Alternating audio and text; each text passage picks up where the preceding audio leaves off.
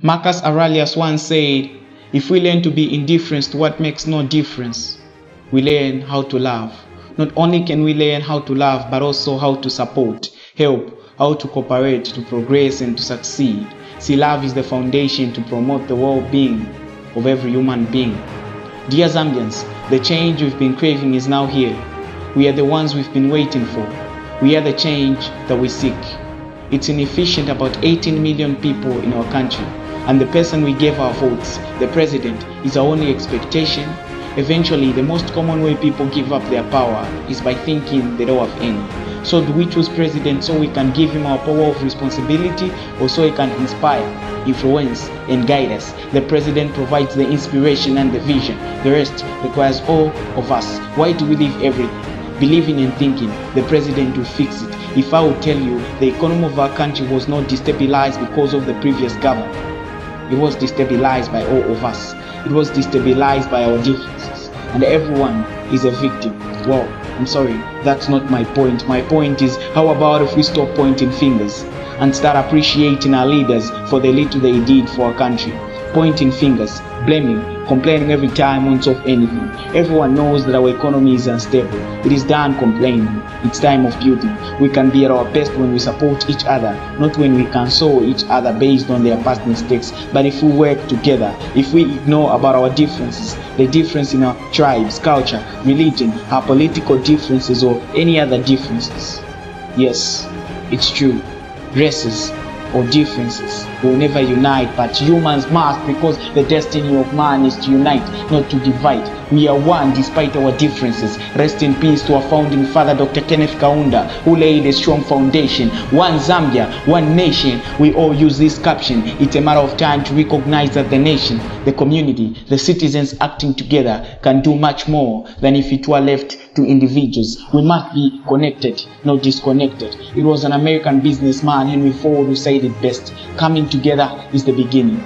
Keeping together is progress. Working together is success. Ladies and gentlemen, together we can develop the unusual country.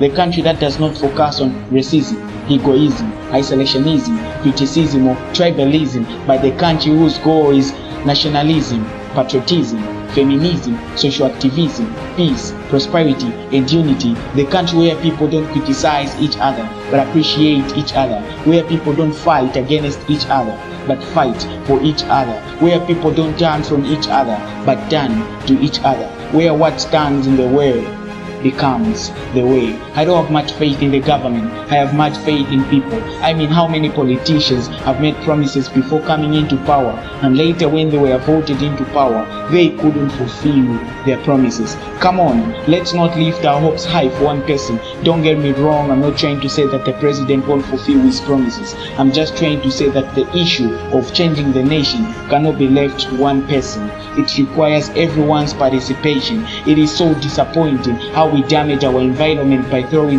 garbage anyhow and expect the government or the president to solve the issue.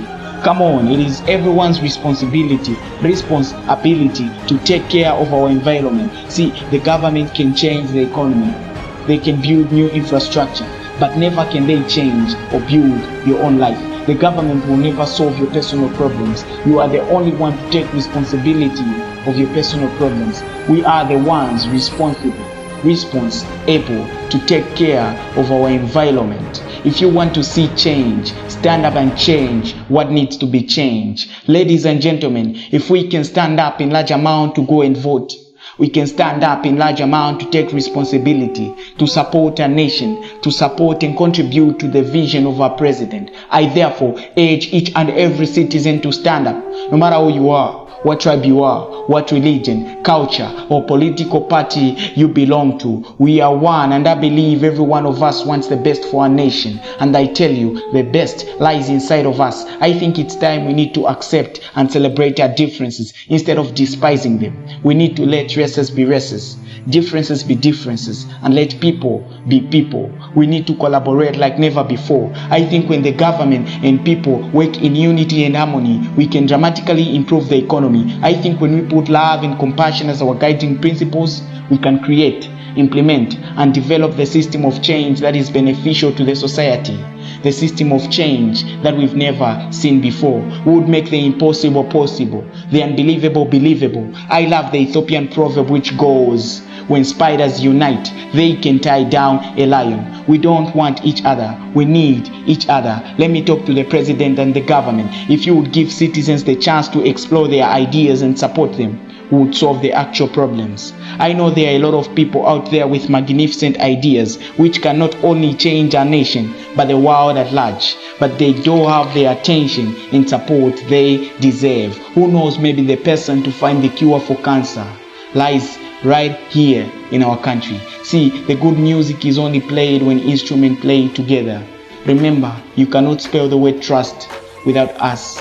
None of us is as smart as all of us. As long as our ideas are the same, we can never be apart.